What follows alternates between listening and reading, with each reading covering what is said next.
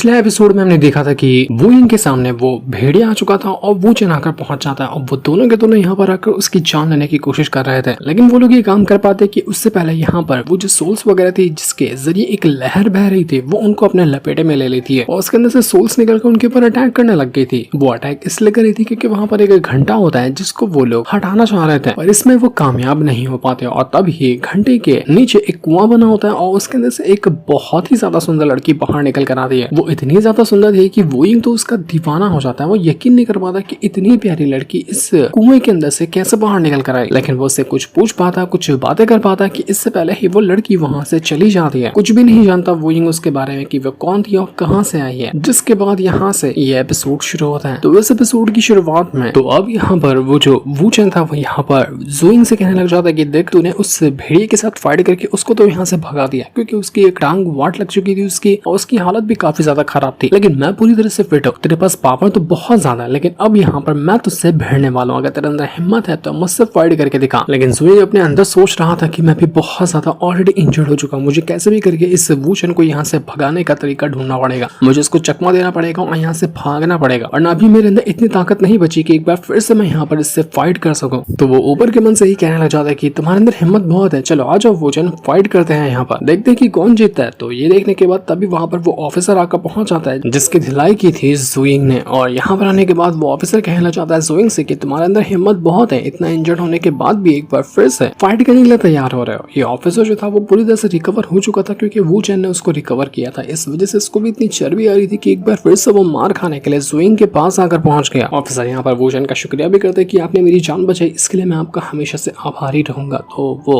वूचन कहते कि मैंने कुछ ज्यादा बड़ा काम नहीं किया, हम सभी एक ही साथी हैं, तो तुम्हारी जान बचाना मेरा फर्ज था। तो ऑफिसर कहता है कि भले से आपके लिए छोटा सा काम हो लेकिन मेरे लिए तो ये बहुत बड़ा काम है ना, वरना मैं मर गया होता और उन्हीं सोल के साथ भटकता रहता। मैंने सेज की क्लास ली है और उसके अंदर हमेशा यही सिखाया जाता है कि किसी की रिस्पेक्ट पेश करना, उसने हमारे लिए कुछ किया तो उसके लिए कुछ करना ये हमारा फर्ज बनता है। तो वूचन कहना चाहता है कि अगर ऐसी बात है तो ठीक है, आओ हम दोनों मिलकर इस ज़ोइंग को जान से मार डालते हैं। हमारा टारगेट है बस इसको किसी भी तरह से पकड़ना, इसको जाने नहीं देंगे। तो ये दोनों यहाँ पर अपनी पावर का इस्तेमाल करते हुए अब ज़ोइंग के पीछे पड़ने को तैयार हो चुके थे। अब ज़ोइंग वैसे भी थोड़ा इंजर्ड था, वो यहाँ से भागने की तैयारी में था, लेकिन अब एक नहीं बल्कि दो बंदे आ चुके थे। तभी ज़ोइंग को याद आता है कि उसने ना एक किताब चुराई थी उसी ऑफिसर के हाथों से। तो वो सीधा का सीधा उस वूचन को वो टेक्निक बताने लग जाता है जो किताब में से उसने पढ़ा था ना उस ऑफिसर वाली। तो जैसे वो किताब में से टेक्निक को पढ़कर बता रहा था वो वूचन बिल्कुल हैरान रह चुका था कि ये नहीं हो सकता, तेरे पास आखिर मेरी सीक्रेट टेक्निक आई कैसे, ये हमारे ज़ाओ क्लैन की सबसे ज्यादा सीक्रेट टेक्निक है। तो ज़ोइंग कहने जाता है कि अरे मेरे पास ये नहीं आई बल्कि ये ऑफिसर चुरा कर रखा था तो उसके पास से मैंने छीन लिया। तो ये सुनकर तो वूचन एकदम हैरान रह जाता है कि इस ऑफिसर ने मेरी सीक्रेट टेक्निक चोरी करने की कोशिश की। लेकिन जब तक वो कुछ कर पाता वो ऑफिसर सीधा का सीधा उस वूचन के ऊपर अटैक करके उसकी जान ले लेता है क्योंकि उसने यहाँ पर वूचन की सीक्रेट टेक्निक चुराई थी और उसके जरिए वो खुद की प्रैक्टिस बढ़ाना चाह रहा था। लेकिन अब सच्चाई सामने आ गई तो उसने उसको मार ही डाला पीछे से। ज़ोइंग तो खुश कि चलो काम बन गया, दो में से एक बंदे तो ऐसे ही निपट गए। वूचन जैसे अपने आप को बचाने की कोशिश करने लग जाता। उसके बाद जो भी टेक्निक वगैरह थी वो सभी को प्रैक्टिस करने लग गया था ताकि वो कैसे भी अपनी जान बचा सके। तो इससे होता है कि उसकी जान तो नहीं बचती लेकिन वो एक अजीब से पेड़ के अंदर कन्वर्ट हो चुका था। अब उसके पास जो टेक्निक वगैरह थी ना वो रूट वाली थी और जड़े जैसी टेक्निक थी, तो इसी वजह से वो पूरा का पूरा उसका शरीर गायब हुआ, वो एक पेड़ में कन्वर्ट हो गया था। तो ये देखकर वो जो ऑफिसर होता है वो यहाँ पर उस वूचन से कहना चाहता है कि माफ करना लेकिन ये मुझे मजबूरी में करना पड़ा क्योंकि वो टेक्निक यहाँ पर मुझसे ज़ोइंग ने चुरा लिया था। अब सच्चाई सबके सामने आ जाती कि मैंने आपके ज़ाओ क्लैन की टेक्निक चुराई है तो मेरे लिए दिक्कत पैदा हो जाती है ना, इसलिए मुझे आपको मारना पड़ा। लेकिन फिक्र मत करिए, आपकी ये जो जान बची हुई है ना, आप पेड़ के अंदर जो कन्वर्ट हो चुके हैं, मैं इसका अच्छे से ख्याल रखूंगा और आपको कोई दिक्कत आने नहीं दूंगा। वो यहाँ पर ज़ोइंग से कहना चाहता है कि ज़ोइंग तेरी वजह से मुझे वूचन को मारना पड़ा, अब यहाँ पर मैं तुझसे इसका बदला लेकर रहूंगा, यहीं पर मैं तेरी कब्र बनाने वाला हूँ। वो ऑफिसर कहने लग जाता है कि मुझे अभी भी अफसोस है वूचन तुम्हें मारने का, लेकिन मैं क्या ही कर सकता हूँ। अगर मैं यहाँ पर सच्चाई बता देता सबको तो ज़ाओ क्लैन वाले मेरी फैमिली को खत्म कर देते। मेरे घर में मेरी एक वाइफ है और 3 बंदी मैंने अलग से रखा है कॉन्क्यूबाइन बनाकर जो मुझे मजे देने का काम करती है। देख रहे हो ना मैं कितना मजबूर लाचार आदमी हूँ, तो मुझे अपनी फैमिली को बचाने के लिए तुम्हें मारना पड़ा। कैसा लाचार आदमी है जो एक के साथ साथ 4-5 बंदियां रख रहा है, कोई हमको भी ऐसा लाचार बना दे तो मजा ही आ जाए। ऑफिसर वहां पर बिल्कुल पगलाने लग गया था, ऐसा लग रहा था कि उसके ऊपर ना उसका कंट्रोल खत्म होता जा रहा है। और वो कहने लग जाता है कि ज़ोइंग तू बचेगा नहीं, तूने उस इंसान को मुझे मारने पर मजबूर किया जिसने मेरी जान बचाई थी और हम लोग के रूल में ऐसा नहीं लिखा है कि हमें उसकी जान लेनी चाहिए जो हमारी जान बचाता है, और तूने ये करने पे मुझको मजबूर किया तो इसकी सजा तुझे बराबर मिलेगी, मैं तुझसे बदला लेकर रहूंगा। अब देखता हूँ कि तू कहाँ ही बचकर जा सकता है, तो कुछ भी नहीं कर पाएगा, मैं तेरी जान लेने वाला हूँ, आज तू मरेगा। और तभी वहां पर वो स्नेक डीमन आकर पहुंच जाते हैं और वो जुइंग से कहने लग जाते हैं कि बॉस मुझे होश आ गया, अब देखो कि मैं यहाँ पर कैसे इस ऑफिसर की बचाता हूँ। वो तुरंत चला जाता है उस ऑफिसर के साथ फाइट करने के लिए और देखते ही देखते दोनों के बीच में एक बार फिर से बैटल शुरू हो चुका था। वो ऑफिसर यहाँ पर उस स्नेक डीमन के ऊपर अटैक करता है, लेकिन स्नेक डीमन यहाँ पर उसको बहुत अच्छे से सबक सिखाता है और यहाँ पर उसको पटक पटक कर मार रहा होता है। लेकिन फिर भी वो ऑफिसर इतनी जल्दी हार मानने वाला नहीं था, क्योंकि वो तो बौखलाया हुआ पहले से था जुइंग और वूचेन की वजह से। तो इस वजह से वो सारा गुस्सा उसी स्नेक डीमन के ऊपर उतार रहा होता है। लेकिन जब तक ये लोग फाइट कर रहे थे तब तक जुइंग यहाँ पर अपना किताब खोलता है और टेक्निक वगैरह समझने लग गया था, ताकि कोई और अच्छी टेक्निक बना सके जिससे वो खुद को रिकवर भी कर पाए और उसके बाद इस ऑफिसर की जान भी ले पाए। तो इसी वजह से वो किताबों के अंदर से कुछ बढ़िया वाली टेक्निक वो ढूंढ रहा था। जब तक वो ढूंढ रहा होता है तब तक तो यहाँ पर उसका जो ऑफिसर है और स्नेक डीमन दोनों का बैटल चलता ही आ रहा था। ऑफिसर कहता है कि तू अपने बॉस को ना यहीं पर मरता हुआ देखेगा, किस तरह से मरेगा मैं तुझे अभी दिखाता हूँ और उसकी मौत देखकर तो मुझे बहुत मजा आने वाला है, इसलिए मुझसे फाइट करने से अच्छा है कि जाकर अपने बॉस को संभाल ले, क्योंकि उसका दिन अब भर चुका है। पहले मैं उसको मारूंगा फिर तुझे भी मारूंगा, दोनों के दोनों को मैं खत्म कर देने वाला हूँ, तुम दोनों नहीं बचोगे। थोड़ी देर चलने वाली इस फाइट के बाद यहाँ पर हम देख पाते हैं कि स्नेक डीमन जो है ना उसकी हालत थोड़ी थोड़ी खराब होने लगी, क्योंकि वो कब से इंजर्ड था और अभी होश में आया था ना, तो अचानक में फाइट करना उसके लिए थोड़ा सा भारी पड़ रहा था। कुछ टाइम के लिए वो रोक पाया, लेकिन ज्यादा टाइम तक वो उसको नहीं रोक पा रहा था। फिर भी वो हिम्मत तो नहीं हारता और अपनी पावर का इस्तेमाल करते हुए अपनी और भी कई सारे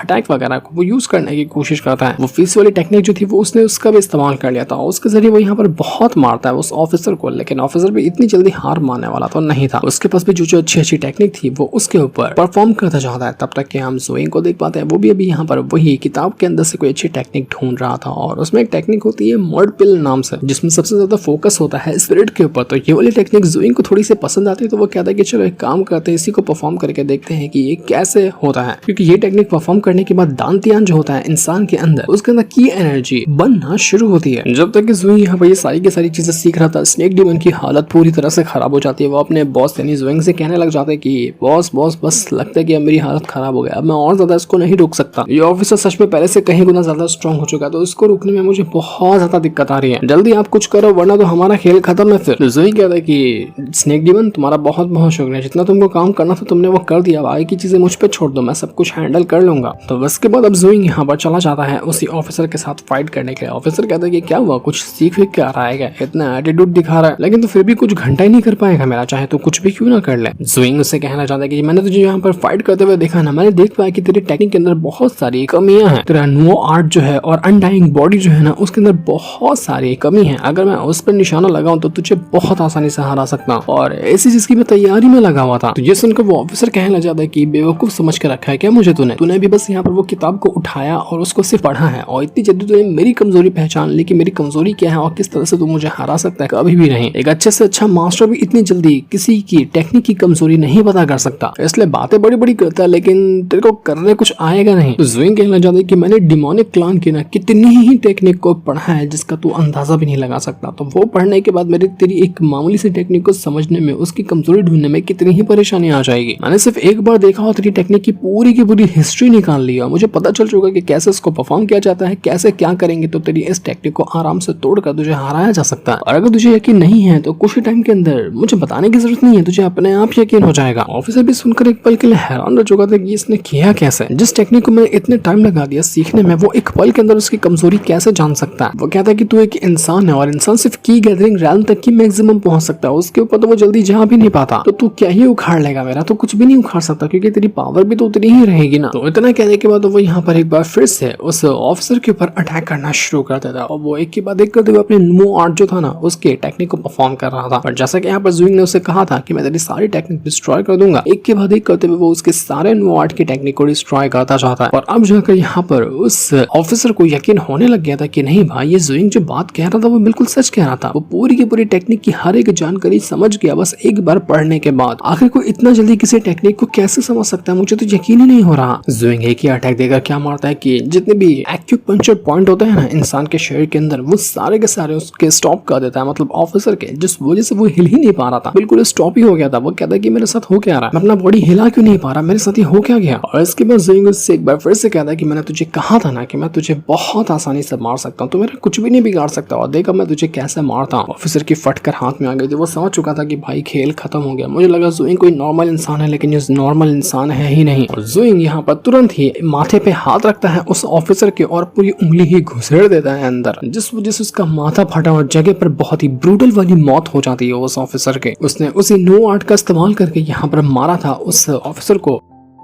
तो यहाँ पर स्विंग कहना चाहता है कि नो आर्ट तो बहुत कमाल का है, किसी को भी मारने में मुझे बहुत मजा आया। पता नहीं ये टेक्निक क्या करती है क्या नहीं करती, लेकिन मारने में बहुत ही अजीब सा सेटिस्फेक्शन देती है। अब तो मैं ऐसे ही और भी लोगों को बस मारता जाऊंगा। मारने के बाद भी यहाँ पर वो स्विंग जो था उस ऑफिसर से माफी मांग रहा होता है कि देख मुझसे तेरी हत्या इसलिए हुई क्योंकि तूने मुझे परेशान किया था, इस वजह से मैंने अपना बदला सिर्फ लिया। तो स्नेक डेमन भी कहता है कि तुम लाश को क्या समझा रहे हो। तो यहाँ पर स्विंग कहना चाहते हैं कि मेरे गाँव में ये कहा जाता था कि अगर किसी को ऐसे मार दिया जाए ना तो उसकी आत्मा भटक कर अपने को परेशान करती है, इसलिए मरने के बाद उसको रीजन बता देना चाहिए कि मैंने उसको क्यों मारा है। तो आत्मा को शांति मिलने में आसानी होती है, इसलिए मैंने उसको जानकारी बताई, वरना रात को ही आकर मुझे डराता। तो स्नेक डीमन कहता है कि अरे यार तुम भी किस चीज पे भरोसा करते हो, ये सब बच्चों की कहानी जो बच्चों को सिखाई जाती है ताकि वो डर कर रहे हैं, और तुम इतने बड़े घोड़े होने के बाद भी इस बात पे यकीन करते हो क्या यार। तो इसके बाद ज़ोइंग यहाँ पर अपना उसी स्नेक डीमन से बातें करते हुए आगे बढ़ता है, लेकिन जैसे वो आगे बढ़ता है ना उसके स्वागत में खड़ा हो जाता है वही भेड़िया, और वो कहने लग जाता है कि ज़ोइंग तुझे ना सच में नहा कर आना चाहिए क्योंकि तेरा पूरे शरीर पे सिर्फ खून ही खून लगा हुआ है। अब इतनी ब्रूटल मौत मार के आएगा तो खून ही लगा रहेगा ना तेरे ऊपर, तो नहा लिया होता पहले तो अच्छा लगता। तेरे इस खून को महसूस करके मुझ जैसे जानवर जो है ना बहुत आसानी से तेरे पीछे आ सकते हैं। और देख सच में मैं तेरा पीछा करते करते यहाँ पहुंच गया। ज़ोइंग परेशान किया, बे तेरी भैंस के टांग, अभी एक मुसीबत गई नहीं कि दूसरी फिर से आ गई। लेकिन वो भेड़िया कहता है कि नहीं मैं यहाँ पर तुझे मारने के लिए नहीं आया हूँ, क्योंकि मैं देख चुका हूँ कि तुझसे बैटल करना मेरे बस की बात नहीं है, तो सच में बहुत ज्यादा स्ट्रांग है, तो मुझे अपनी जान प्यारी है, इसलिए मैं यहाँ से जा रहा हूँ। और मैंने तुझे सिर्फ इसलिए वार्न किया कि अपना खून साफ कर ले, वरना और भी जानवर वगैरह तेरे पीछे आ जाएंगे। तेरे अंदर पावर बहुत ज्यादा, तो कमाल का टैलेंट होल्ड करता है, और उम्मीद करता हूँ कि मैं तुझे फ्यूचर में एक बार फिर से देखूंगा। देखना चाहता कि उस टाइम तू कहाँ पर पहुंचा होगा, इस टैलेंट के साथ तो बहुत आगे जाने वाला है। इतना कहने के बाद भेड़िया तो वहां से चला गया था। ज़ोइंग भी हैरान गया, इसको क्या हो गया, ये मेरी तारीफ करके कैसे गया। लेकिन भेड़िया यहाँ पर ज़ोइंग को अभी भी एक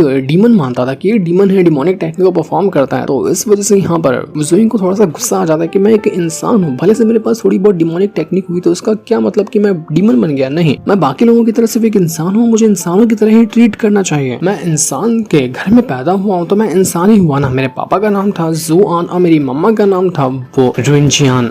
जो मम्मी पापा इंसान हुए तो मैं डीमन कैसे हो गया, मैं डीमन नहीं हूँ। लेकिन वो स्नेक डीमन कहता है कि अगर तुम इंसान हो तो तुम इतनी जल्दी जल्दी डिमोनिक टेक्निक को परफॉर्म कैसे कर लेते हो, तुम उसको सीख कैसे जाते हो। इंसान के लिए ये कर पाना बहुत ज्यादा मुश्किल भरा काम है, लेकिन तुम्हारे लिए तो ये बाएं हाथ का खेल लगता है। तो ज़ोइंग कहना चाहता है कि वो तो मुझे भी नहीं पता, बस हो सकता है कि मेरी जो अंडरस्टैंडिंग की एबिलिटी है ना वो बहुत ज्यादा हाई होगी। मैं किसी भी टेक्निक को देखकर समझ जाता हूँ, उसको परफॉर्म करना सीख जाता हूँ, बस यही मेरे अंदर खासियत होगी। तो इसका मतलब ये तो नहीं है ना कि मैं एक डीमन हो गया। लेकिन स्नेक डीमन कह रहा था कि मुझे तो अभी भी डाउट लगता है, तो आधा इंसान होगा आधा डीमन होगा, तभी तो तू यहाँ पर इतनी जल्दी डिमोनिक टेक्निक को परफॉर्म कर लेता है, सीख जाता है, जो कि बाकी इंसानों की बस की बात बिल्कुल भी नहीं, चाहे वो पूरी जिंदगी क्यों ना लगा दे। तो जैसे ये लोग यहाँ से आगे बढ़ते ना उनको रास्ते में वही घंटा नजर आता है जो कि पिछले एपिसोड में भी उन लोगों को दिखा था। तो उसको देखकर ज़ोइंग हैरान हो जाता है कि ये घंटा यहाँ पर क्या कर रहा है, और ये एकदम ऐसी जगह पर जहाँ पर कोई और मौजूद ही नहीं है, यहाँ पर अचानक में आया कैसे, ये आया क्या करने होगा। ज़ोइंग जो था धीरे धीरे उस घंटे के पास जाकर देखने लग जाता है कि क्या इस घंटे को चोट लगी है क्या, या फिर इसको हुआ क्या है जो इतना शांति से यहाँ पर खड़ा है। वो धीरे धीरे करते हुए संभाल कर वहां पर जा रहा था। स्नेक डीमन समझा रहा होता है कि अरे मत जा, वहां पर वो घंटा भड़का हुआ तेरी जान ले लेगा, तो उसके पास क्यों ही जा रहा है। लेकिन ज़ोइंग नहीं सुनता और धीरे धीरे करते हुए उस घंटे के पास आकर पहुंच चुका था। उसको घंटे के ऊपर ना एक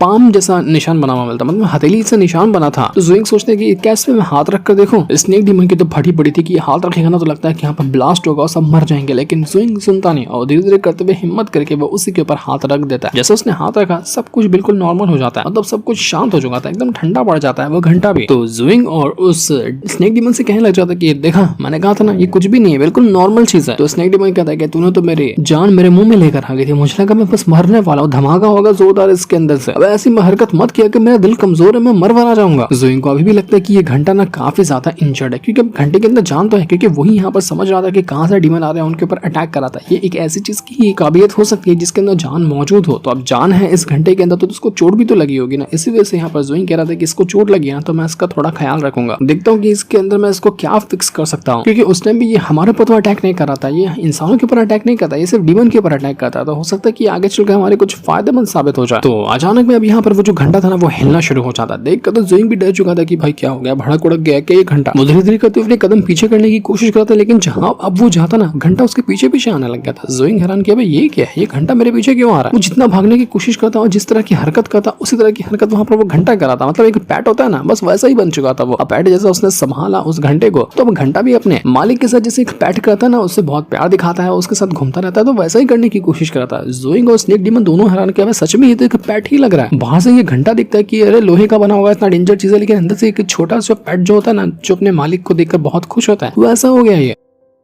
ज़ोइंग तो बड़ा खुश होता है कि अरे वाह क्या कमाल की चीज मिली, अब तो मजा ही आ गया। अब मैं इस बड़े से घंटे को लेकर घूमूंगा, जहां जहां जाऊंगा ना लोग देखकर क्या ही सोचेंगे, बहुत ही मस्त फीलिंग आएगी कि देखो देखो इस इंसान के पास एक पेट है, एक घंटा। हजारों लाखों कदम दूर होंगे ना तो वहां पर भी लोग सुन लेंगे कि मैं ही चल कर आ रहा हूँ, क्योंकि घंटे के अंदर से आवाज ऐसी बाहर निकल कर आ रही है टन टन करते हुए। पर दिक्कत ये भी है कि अगर जो मेरे दुश्मन यहाँ पर फैले हुए ना, उनको दिखाई दे गया कि मेरे पीछे इतना बड़ा घंटा चल रहा है, तो घंटे की आवाज सुनकर वो दूर से भी मेरे लोकेशन निकाल लेंगे। ऐसा लगता है कि थोड़ी सी मैंने गड़बड़ कर दी। इस घंटे को अपने साथ शामिल करके वो तुरंत वहां से भागने की कोशिश करता है, ताकि थोड़ी देर के लिए अपने आप को यहाँ से बचाकर भगा सके। वो जितना वो भागता वहां पर वो घंटा उतना ही उसका पीछा करता चाहता। ज़ोइंग कहता है कि भाई लग गया मेरा, मैं कितना भी कोशिश क्यों न कर लूं, मैं इससे अब पीछा नहीं छोड़ सकता। अब जहां पर भी जाऊंगा ना इसको साथ में लेकर जाना पड़ेगा, और दुश्मन तो अब देखकर मुझे बहुत ही आसानी से ढूंढ लेंगे। मैं तो गया, मेरा काम खत्म है। वो जैसे जैसे अपने आप को बचाने की कोशिश करता, लेकिन सच में वो जहां पर भी जाता ना वहां वो घंटा आ जाता। वो घंटा उसको छोड़ ही नहीं रहा था, चाहे कुछ भी क्यों ना हो जाए। तो ऐसे ही भागते हुए ये लोग एक ऐसी जगह पर आ चुके थे जो जगह काफी ज्यादा अजीब और बहुत ही मिस्टीरियस लग रही थी। वहां पर एक अजीब सा रास्ता होता है, रास्ता कह ले, ऐसा लगा था कि किसी मॉन्स्टर की लाश पड़ी हुई है। तो ज़ोइंग कहते हैं कि अरे बाप रे ये कैसी जगह है, ऐसा लग रहा है कि हम किसी नर्क के अंदर आकर पहुंच चुके हैं। हो सकता है कि वो जो सोल वाला रिवर जा रहा होगा ना, उसके अंदर से ये गिर कर नीचे आ गया होगा, क्योंकि उसी के अंदर ऐसे मॉन्स्टर वगैरह थे जो चल रहे थे, और मर गया होगा ये मॉन्स्टर, तो यहाँ पर आकर गिर गया। लेकिन ये है क्या चीज, ये जगह कौन सी है? तो जैसे वो यहाँ पर उस मॉन्स्टर की लाश की तरफ बढ़ा था ना, वो घंटा रुक जाता, वो उसका पीछा नहीं करता। तो ज़ोइंग सोचता है कि ऐसा लग रहा है ना कि इस लाश के अंदर कुछ तो कुछ गड़बड़ है, जहाँ पर वो घंटा भी अंदर जाने से डर रहा है। तो क्या मुझे अंदर जाकर देखना चाहिए? हो सकता है कि अंदर कुछ कमाल की चीज हो जो मेरे फायदे में साबित आ जाए। मॉन्स्टर के शरीर वगैरह के ऊपर ना ज़ोइंग को यहाँ पर कुछ लिखावटें मिलती है, मतलब कुछ लिखा हुआ था। हो सकता है कि वो टेक्निक हो, कोई स्पेल वगैरह लिखा हुआ हो, जो कि बहुत ही मिस्टीरियस लग रहा था। ज़ोइंग भी हैरान कि ये क्या चीज है। ज़ोइंग धीरे धीरे करते हुए उन स्पेल्स को पढ़ने की कोशिश करता, लेकिन ज़ुआनकिन पागल हो गया था कि भाई तू ये क्या कर पा रहा है, तू इतने पुराने स्पेल को तू कैसे पढ़ पा रहा है? इसकी लैंग्वेज ऐसी लिखी कि मैंने ऐसी लैंग्वेज जिंदगी में कभी देखी ही नहीं। अब तू आइंस्टाइन का बेटा है, तू करता क्या है? इतनी नॉलेज तेरे पास कैसे है कि तू सारी टेक्निक को समझ जाता है, जिसको भी देखो जो लैंग्वेज देखो सब कुछ समझ लेता है? तेरे अंदर दिमाग है कि मशीन डाला हुआ अंदर? तो जैसे ज़ोइंग ने यहाँ पर वो स्पेल्स को पढ़ा था ना, जो कि उस मॉन्स्टर के शरीर के ऊपर लिखे हुए थे, उसको पढ़ने के बाद ही यहाँ पर मॉन्स्टर के अंदर हलचल होने लग जाती है। ऐसा लग रहा था कि वो एक बार फिर से जिंदा हो गया, मर गया था, लेकिन मरने के बाद स्पेल्स की वजह से वो जिंदा हो गया। तो ज़ोइंग देखकर हैरान क्या रहे यार, गलत चीज पढ़ दिया मैंने, ये नहीं छोड़ेगा मुझे, वाट लग गई हमारी। तो लेकिन क्या ये मॉन्स्टर अब यहाँ पर ज़ोइंग की वाट लगा देगा, या फिर सीन क्या होने वाला है वो तो अभी हमें नहीं दिखाया जाता, वो हमें पता चलेगा नेक्स्ट एपिसोड के अंदर, जिस सीन को दिखाते। साथ ही ये वाला एपिसोड यहीं पर एंड हो जाता है। Thanks for watching.